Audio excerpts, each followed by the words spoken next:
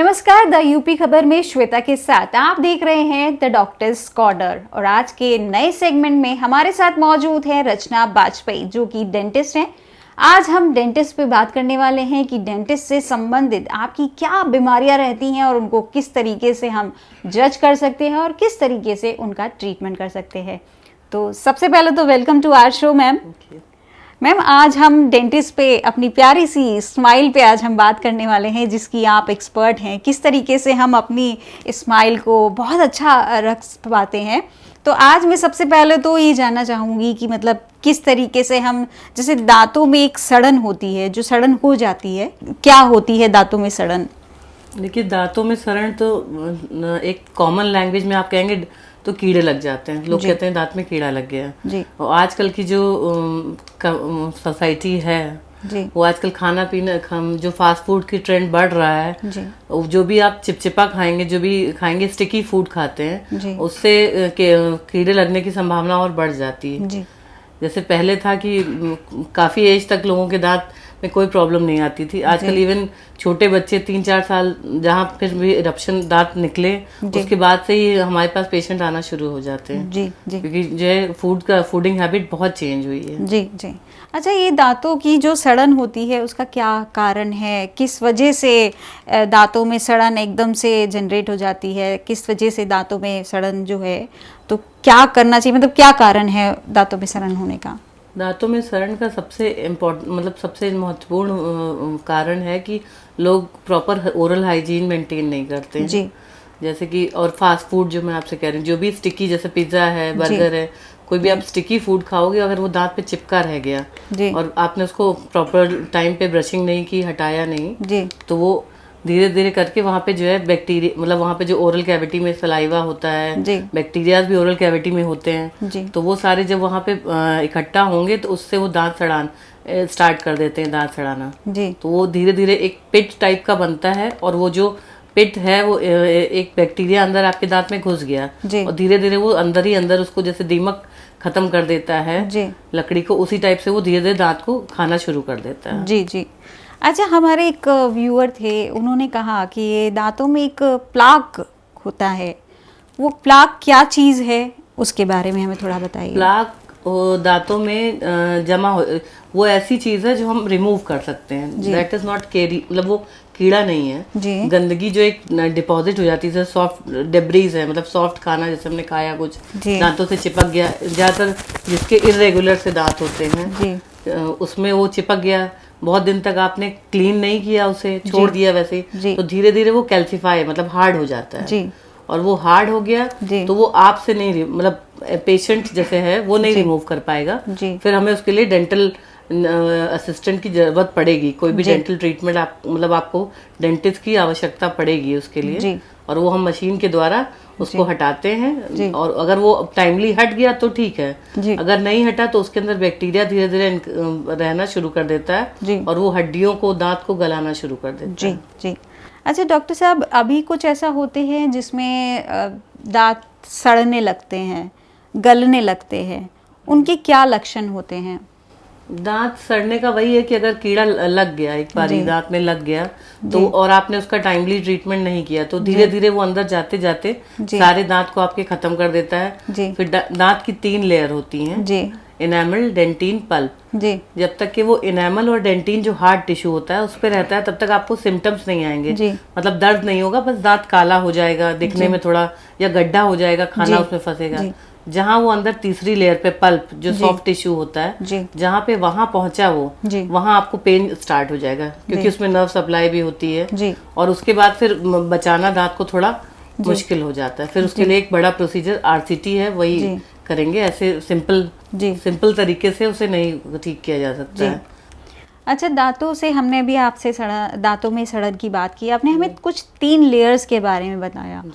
वो 3 layers basically क्या, मतलब वो 3 लेयर्स का फंक्शन क्या होता है, 3 लेयर्स क्या काम करती हैं?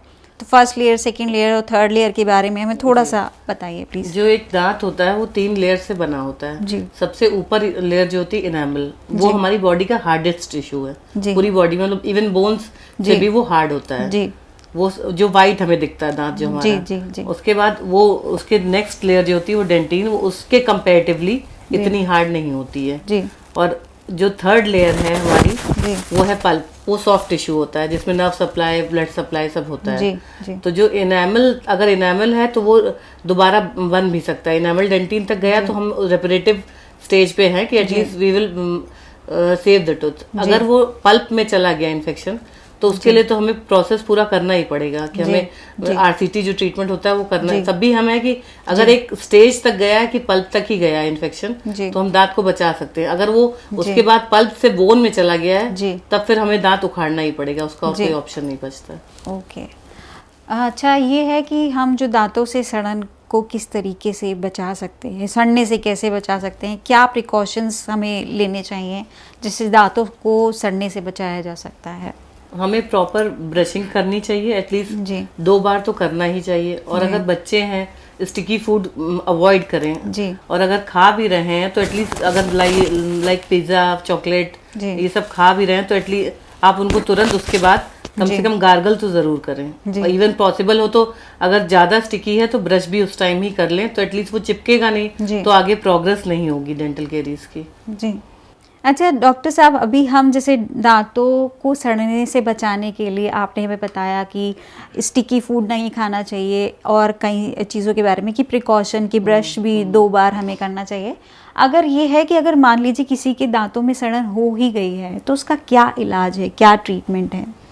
वो डिपेंड करता है कि दांतों में सड़न किस स्टेज पे पहुंची है। जैसे मैंने आपको बताया कि 3 लेयर्स होती हैं। जी। जैसे इनेमल तक ही पहुंची है तो हम उस एरिया को, जो इन्फेक्टेड एरिया है उसे हम हटा के और वहाँ पे बहुत सारे आते हैं मटेरियल, वो हम फिलिंग कर देते हैं उससे, जो फिलिंग कॉमन लैंग्वेज में कहते हैं दांत भरवा दिया है जी जी, तो वो कर देते हैं। अगर इनेमल या डेंटिन तक है तब तो हम फिलिंग से काम चल जाएगा जी, सिंपल। और फिलिंग भी आजकल पहले जैसे थी कि हम लोग करते थे जो ब्लैक कलर की आती थी अमेलगम फिलिंग, अब तो दांत के रंग की भी फिलिंग आने लगी है तो हम लोग उससे आपको किसी लेमैन को पता नहीं चलेगा कि हाँ ये इसमें फिलिंग हुई है जी जी। और अगर वो इन्फेक्शन नीचे नर्व तक पहुंच गया है पल्प तक तो उसके लिए फिर हमें रूट कैनाल प्रोसीजर करना पड़ता है जी जी। और उस रूट कैनाल प्रोसीजर के बाद फिर हम उस पर कैप लगा देते हैं जिससे दांत मतलब एटलीस्ट 4-5 ईयर्स के लिए तो प्रॉपर हो ही जाएगा जी जी। और अगर आप प्रॉपर हाइजीन मेंटेन करते हैं तो फॉर एवर वो चलेगा ही जी।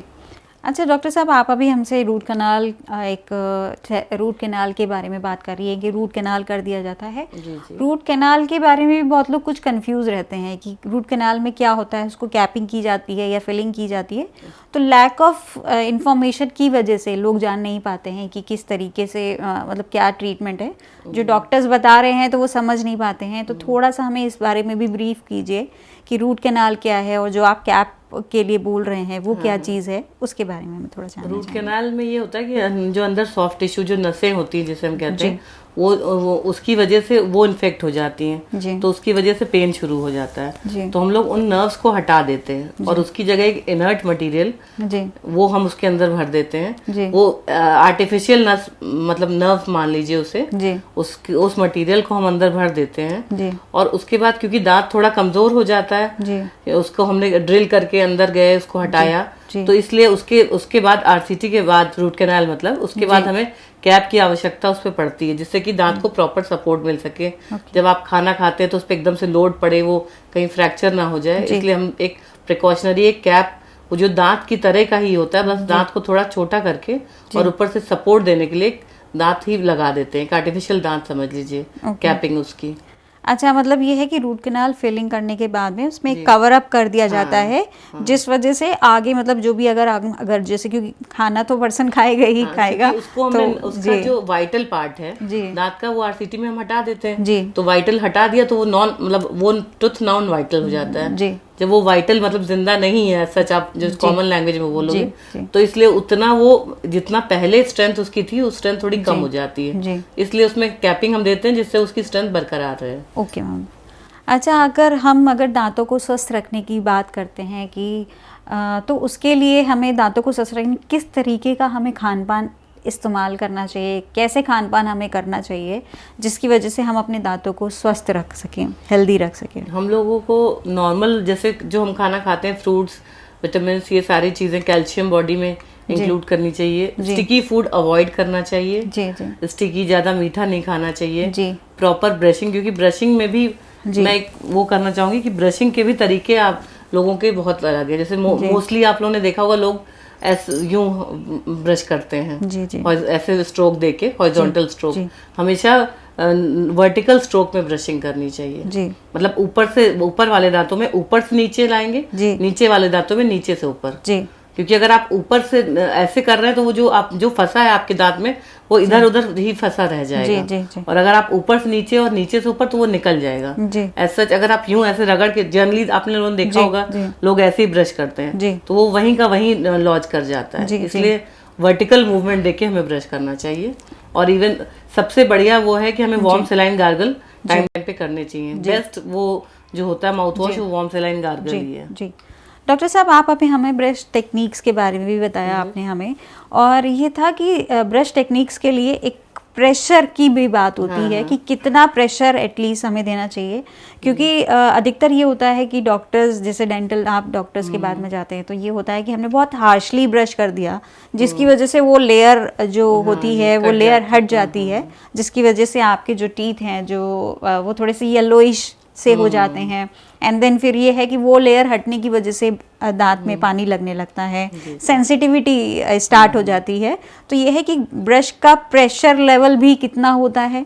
अच्छा, और उन्होंने एक ये भी था कि ब्रश को सर्कल में घुमा के ब्रश करना होता है, तो वो क्या चीज़ है? के भी टेक्निक्स जैसे बहुत सारी होती हैं, सर्कुलर है, हॉरिजॉन्टल है, वर्टिकल है जी। तो इसमें है कि हॉरिजॉन्टल तो यूज नहीं करनी चाहिए, वर्टिकल जैसे मैंने आपको पहले एक्सप्लेन किया। सर्कुलर भी है कि सर्कुलर से भी आप कर रहे हो तो सर्कुलर मोशन दे रहे हो, वो बच्चों के लिए थोड़ा आसान रहता है करने में जी। और जो ज्यादा प्रेशर कभी दांत पे नहीं लगाना चाहिए जी। जब ब्रश कर रहे हो आप ज्यादा प्रेशर मत लगाइए, प्रेशर लगाएंगे तो धीरे धीरे करके जो इनेमल लेयर हट जाती है, तभी आपके इनेमल व्हाइट कलर का होता है और जब इनेमल लेयर हटी तो आपका दांत येलो दिखने लगता है जी। और उसमें भी डेंटिन जो सेकंड पार्ट दांत का, उसमें भी हल्की सी नर्व एंडिंग होती है। अगर डेंटिन की भी लेयर हट गई है तो थोड़े दिन बाद वो दांत भी सेंसिटिव हो, क्योंकि अगर वो एक दो परतें डेंटिन की हट गई हैं तो वो भी सेंसिटिव होने लगता है। इसलिए हमेशा सॉफ्ट ब्रश यूज कीजिए और हल्के हाथ से ब्रश करिए, कभी मतलब हमें लड़ाई नहीं करनी है ब्रश के साथ। ओके जी जी जी।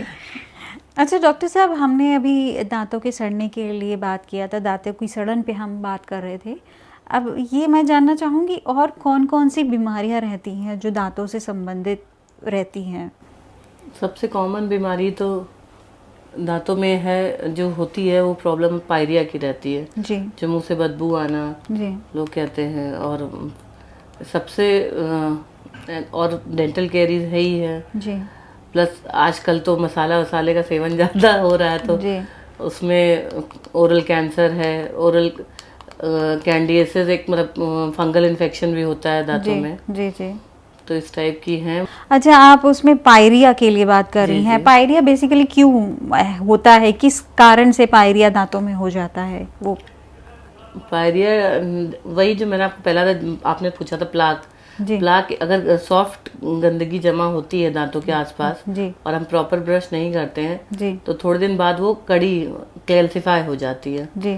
उसकी कैल्सिफाई होने के बाद जी उसी में बैक्टीरिया रहता है, उससे वो दांत सड़ाना शुरू कर देता है जी। जो गम्स जो होते हैं, मसूड़े जिन्हें कहते हैं जी। उसमें इन्फेक्शन हो जाता है जी। जिसकी वजह से पूरा एक साथ वो मिल के पायरिया को कंट्रीब्यूट करते हैं जी।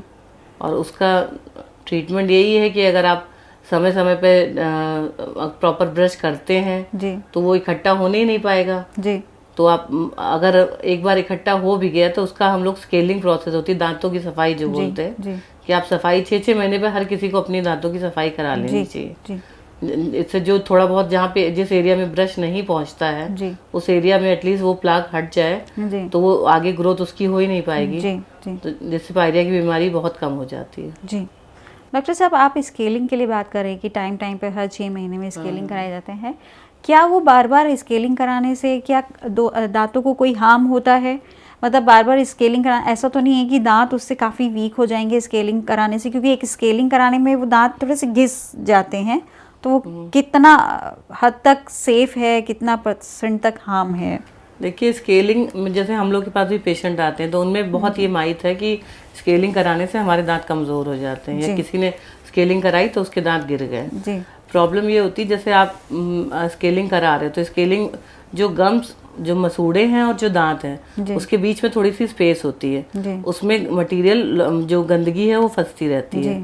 तो जब हम स्केलिंग करते हैं तो जो ऊपर का दांत वो तो साफ करते ही हैं, जो मसूड़े और दांत का कांटेक्ट होता है उस एरिया में भी हम क्लीनिंग करते हैं तो जिससे कि वो एरिया में जो गंदगी है वो हट जाए। और शुरू में जैसे आप स्केलिंग कराते हैं तो कुछ दिन आपको हफ्ते भर थोड़ी सी सेंसिटिविटी बढ़ जाती है क्योंकि हल्का सा वो सब मसूड़े खुल जाते हैं। और उसके बाद धीरे धीरे जहाँ स्केलिंग हो गई वो मसूड़े अच्छे से मतलब हफ्ता भर बीत गया, इन्फेक्शन आपका सबसाइड कर गया तो मसूड़े और अच्छे से आपको दांत को पकड़ लेंगे तो ये और अच्छा हो जाएगा आपका। मगर कुछ लोगों के दांत सिर्फ गंदगी से रुके होते हैं, जैसे कि गंदगी जमा हो गई उससे रुके हैं, आपने गंदगी हटाई वो उनके दांत ढीले हो गए तो उनको ये लगता है कि ये हमने जो स्केलिंग कराई है इसकी वजह से हमारे दांत ढीले हो गए हैं। स्केलिंग तो प्रॉपर करा, मतलब ये है कि आप वैसे ना कर 6 मंथ्स, एटलीस्ट 6 मंथ्स पे कराएं क्योंकि स्केलिंग से आपका दांत का लेयर कोई नहीं हटेगा, सिर्फ गंदगी है क्योंकि इनेमल, मैंने आपको पहले भी जैसे बताया, इनेमल हार्डेस्ट टिश्यू है तो स्केलिंग का जो हमारा रोटेटरी जो इंस्ट्रूमेंट होता है वो इतना उसका पावर ही नहीं होता है कि वो आपके इनेमल को घिस देगा। डॉक्टर साहब क्या ओरल हाइजीन भी इन्हीं सब में आता है? जी, ओरल हाइजीन तो यही है कि आप दांत को अपना मुंह कितना साफ रख रहे हैं। जैसे आप बॉडी पर्सनल हाइजीन है कि आप अपनी बॉडी कितनी साफ रख रहे हैं, उसी टाइप से ओरल हाइजीन है अपनी ओरल कैविटी, मतलब मुंह के अंदर जो है वो कितना सफाई बरत रहे हैं। जी। अच्छा, और डॉक्टर साहब डेंटल ट्रीटमेंट को लेके काफ़ी मिथ होते हैं, आपने अभी फिलहाल उसी के लिए थोड़ा सा हमें बताया था। अच्छा, और भी क्या कुछ ऐसे मिथ होते हैं डेंटल ट्रीटमेंट को लेके? जैसे लोग आते हैं हम लोग के पास एक्सट्रैक्शन, दांत उखड़वाने के लिए तो ऑर्थो ट्रीटमेंट आपने सुना होगा, एक जो तार बांधते हैं बच्चों में तो उसमें हम लोग को कम एज में दांत, जिनके मुंह में स्पेस कम होती है तो हमें एक एक दांत निकालना पड़ता है बच्चों का क्योंकि दांत को एडजस्ट करने के लिए। तो वो बच्चों का जब दांत निकालने को बोलो तो पेरेंट्स अक्सर बोलते हैं कि अगर हम दांत निकालेंगे तो उसकी आई साइड वीक हो जाएगी, या मतलब जो बहुत कॉमन वो है कि आई साइड वीक हो जाएगी, पर ऐसा कुछ भी नहीं है बच्चों में क्योंकि आई का अलग नर्व मतलब वो होता है, नर्व सप्लाई है वो, और दांतों का अलग रहता है, इससे कोई फर्क नहीं पड़ता। या ओल्ड एज में भी अगर आप या दांत उखड़ा रहे हैं तो कभी इसका आई साइड से कोई भी रिलेशन नहीं है। जी, ये तो आपने बहुत अच्छी बात बताई है कि अगर ऐसा कुछ मिथ लोगों के दिमाग में होती है तो आज आपके इस जवाब से काफ़ी लोगों को काफ़ी हेल्प मिली होगी और उनको अच्छा भी लगा होगा क्योंकि ये एक डाउट्स ऐसे होते हैं व्यूअर्स के, हमारे क्वेश्चंस भी कहीं रहते हैं। अच्छा, ये जो बच्चे होते हैं इसमें क्या है इम्पोर्टेंस, क्या महत्व है इनके ओरल हेल्थ को लेकर? ओरल बच्चों में हमें जैसे बहुत, ये भी एक मिथ ही समझ लीजिए कि बच्चों में लोग समझते हैं कि अभी तो दूध के दांत हैं, अगर इनमें कोई प्रॉब्लम होती तो कोई बात नहीं, ये तो चले जाएंगे, झड़ जाएंगे, दोबारा आएंगे, परमानेंट टीथ आएंगे। मगर दूध के दांत का भी अपना एक इम्पोर्टेंस होता है कि अगर दूध के दांत में ही अगर हमने शुरू से पर्सनल वो ओरल हाइजीन मेंटेन नहीं की है तो अगर दूध के दांत में कीड़ा लग गया है तो फिर बाद में जो परमानेंट दांत आएंगे उसमें भी दूध के दांत में कीड़ा लग गया, आपका दांत चला गया, वो स्पेस रह गई। अब जो बच्चों में, इसीलिए आजकल बहुत कॉमन होता है कि बच्चों में मैल ओक्लूजन, मतलब प्रॉपर दांत नहीं निकल रहे, टेढ़े मेढ़े दांत आजकल बच्चों में ज्यादा निकल रहे हैं क्योंकि कम एज में अगर आपका दांत चला गया तो वो जो परमानेंट दांत निकलेगा वो अपनी जगह नहीं निकलेगा, वो थोड़ा सा आगे पीछे हो जाता है, इसीलिए क्राउडिंग भी हो सकती है या हो सकता है स्पेसिंग हो दांत के बीच में, इसलिए चाइल्डहुड से ही आपको दांतों का अपना ध्यान रखना चाहिए। जी। अच्छा डॉक्टर, एक और मैं आपसे ये जानना चाहूँगी, जैसे मार्केट में बहुत सारे टूथपेस्ट, टूथब्रशेस हैं, जो कई टूथपेस्ट तो ऐसे हैं जो दावा करते हैं, जैसे सेंसिटिविटी की हम बात करते हैं तो वो दावा करते हैं कि अगर आप ये वाला पेस्ट अगर यूज़ कर लेंगे तो इससे सेंसिटिविटी जो आपकी है वो आपकी काफ़ी अच्छा रिपेयर एंड ऐसा करके आते हैं भाई, इसका बहुत सारे आते हैं तो उनकी सेंसिटिविटी काफ़ी कुछ सही हो जाएगा। क्या ऐसा है? हम उनको इस्तेमाल करने से क्या ऐसा होता है? क्या ये सही है? सेंसिटिविटी तो कम होती है जो फ्लोराइड वाले आप पेस्ट यूज करेंगे उससे यही होता है कि वो डेंटाइनल ट्यूब्यूल जिसकी वजह से सेंसिटिविटी होती है उसको वो ब्लॉक करते हैं तो वो कुछ हद तक सेंसिटिविटी आपकी कम हो जाएगी। मगर जो ओरिजिन है, जिस वजह से आपको सेंसिटिविटी हो रही है, जब तक आप उसका ट्रीटमेंट नहीं करेंगे तब तक कि वो एकदम से नहीं खत्म होगी। हल्की फुल्की है तो चलिए पेस्ट से सही हो जाएगी, पर एक जब तक कि आप उसका कॉज नहीं हटाते हैं तो वो कभी, वो तो फॉर ये है कि आपने थोड़े दिन किया तब तक के लिए, जब तक कि वो रहा तब तक के ठीक है, जहाँ आपने चेंज किया वो फिर से शुरू हो जाएगी। जी जी। तो डॉक्टर साहब किस टाइप के हमें पेस्ट यूज़ करने चाहिए? मतलब हम पेस्ट जब भी परचेज करें तो क्या चीज़ हमें देखना चाहिए कि ये दांतों के लिए ये वाला पेस्ट सही है, पाउडर वाला सही है या पेस्ट वाला सही है? तो मतलब कौन सा बेस्ट होता है? हमेशा हमें पेस्ट फॉर्म में ही यूज करना चाहिए, क्योंकि अगर पाउडर वाला आप यूज कर रहे हो, जैसे लाल दंत मंजन लोग यूज करते हैं जी, तो इन सब में अगर आप यूज कर रहे हो तो वो उसमें एब्रेसिव होता है जी, वो दांत को और घिस देता है। अच्छा जी। और हमेशा जो सॉफ्ट हो थोड़ा, जैसे ब्रश भी मैंने कहा सॉफ्ट ब्रश यूज करिए जी, कि आपको दांतों पे ज्यादा लड़ाई मत करिए उससे, प्रॉपर आप उसको पेस्ट फॉर्म में यूज करिए। और अगर आपके दांत में कोई प्रॉब्लम नहीं तो नॉर्मल कोई भी पेस्ट यूज कर लीजिए, पेस्ट नहीं वो गवर्न करेगा। मेन है आपके ब्रशिंग टेक्निक। अगर आप प्रॉपर ब्रश से ही, पानी से ही कर रहे हो तो एटलीस्ट जो जितने भी डेब्रीज हैं वो तो वैसे भी हट जाएंगे। पेस्ट तो एक हम सिर्फ उसके लिए यूज करते हैं कि हाँ महक आएगी या खुशबू, मतलब उसके लिए एक है, बट मेन तो ब्रशिंग टेक्निक होता है जी, कि आप कैसे यूज कर रहे हो उसे जी। जैसे कुछ बीमारियां जैसे दांत की हैं, हम उनको किस तरीके से जज कर सकते हैं जिससे हम टाइमली डॉक्टर को कंसर्न कर सकें? ऐसी कुछ चीज़ें होती हैं कि हम नहीं जज कर पाते हैं और हम लोग अपना ही सोचते कि ये किया था और इस वजह से ऐसा हो गया और हमने ठंडा खा लिया था, मतलब ऐसा बहुत सारी चीज़ें होती हैं, तो आदमी जज नहीं कर पाता है कि दांत की कोई बीमारी है या जो भी है, तो वो कैसे हम जज कर पाए ताकि हम टाइमली डॉक्टर के पास जा सकें? देखिए पहले तो आप देखिए, अगर आपके दांत में कहीं भी डिस्कलरेशन है जी, कोई भी अगर कलर जैसे व्हाइट है, किसी के दांत का एकदम व्हाइट होता है, किसी का हल्का येलो होता है जी, कहीं भी अगर डिस्कलरेशन हो रहा है जी, तो आप एक बार डॉक्टर से जरूर कंसल्ट करें जी। अगर आपके गम्स में स्वेलिंग है जी, या आप ब्रश करते हैं खून निकलता है जी, ब्लीडिंग है जी, या मुंह से बदबू आती है जी, तो या सेंसिटिविटी शुरू हो गई है, ठंडा लग रहा है, गर्म लग रहा है जी, तो इन अगर आप बातों का ध्यान रखेंगे कि इनमें से कोई भी अगर सिम्टम आपको होता है तो एक बार जरूर आप अपने डेंटिस्ट सलाह ले लें इस बारे में जी।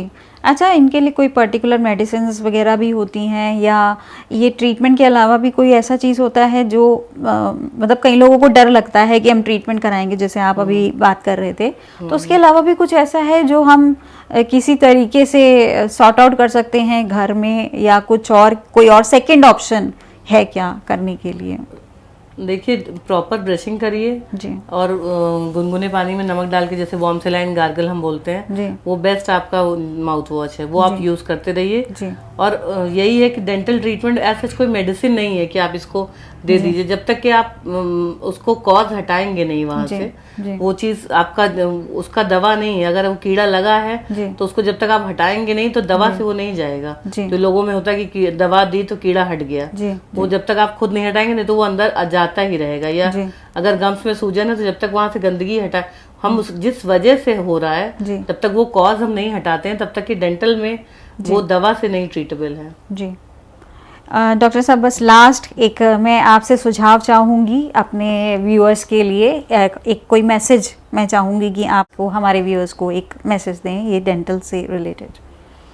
मैं सभी लोगों से ये कहना चाहूँगी कि बच्चों को थोड़ा फास्ट फूड से दूर रखें और समय समय पर अपना 6-6 महीने पर डेंटल चेकअप एक बार कराते रहें, और जो मसाला सेवन लोग करते हैं लोग उससे थोड़ा परहेज करें। Thank you. आज के डॉक्टर्स कॉर्नर में बस इतना ही। अगले रविवार हम फिर हाजिर होंगे एक नए सेगमेंट पे एक नए डॉक्टर्स के साथ। तब तक आप देखते रहिए द यूपी खबर, और हाँ, हमारे the YouTube channel the UP खबर को सब्सक्राइब करना ना भूलें।